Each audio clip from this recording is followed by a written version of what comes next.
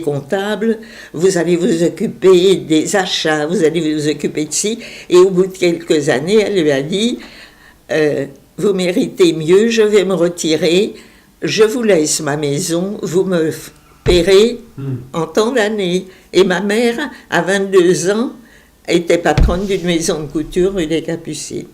Chose unique à l'époque. Unique. Oui. Unique.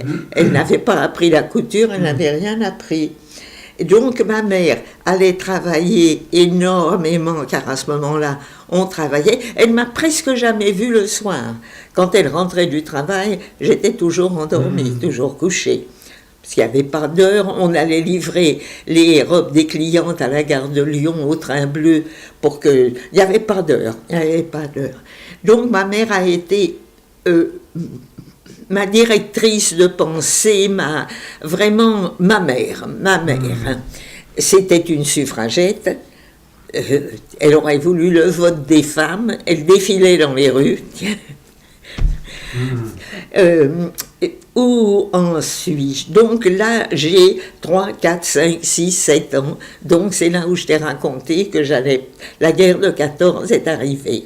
Et tout a changé. Mon père, qui était réformé, car c'était un grand sportif, il était champion de cyclisme et champion d'aviron. Et il s'était cassé en vélo 3 côtes, donc il avait été réformé. Il n'a pas voulu être réformé, engagé volontaire, il est donc parti. Mais ils étaient déjà en instance de divorce. Et divorcer à ce moment-là, c'était quelque chose. Donc, mobilisé, le divorce s'est arrêté. On ne pouvait pas plaider contre un mobilisé. En quelle année? J'avais 10 ans.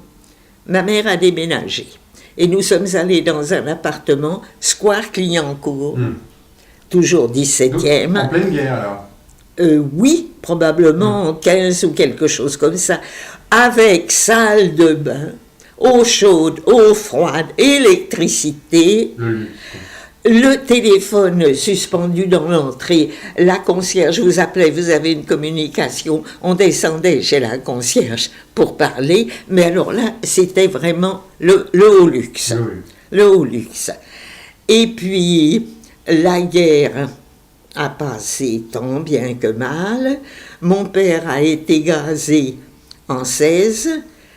Il a traîné d'hôpitaux en hôpitaux et dans un hôpital, il a fait la connaissance d'une infirmière. Il a dit, le jour de ma première communion, il a dit à ma mère qu'il vivait depuis des années avec cette infirmière et tout. Bon, enfin, il est mort en 19 et en 19, j'aurais dû être pupille de la nation. Mais ma mère a dit, ma fille n'a pas à être pupille, je suis là. Et je n'accepte pas, de même qu'elle voulait refuser sa pension de veuve de guerre. C'est quoi pupille de la nation? Personne ne va comprendre. Pupille de la nation, je crois que le gouvernement français versait une petite somme aux enfants des morts pour la patrie. Ouais. Voilà. Alors donc là, nous étions dans cet appartement. Là, j'ai grandi. J'ai évolué, j'ai eu la chance d'avoir une cousine dont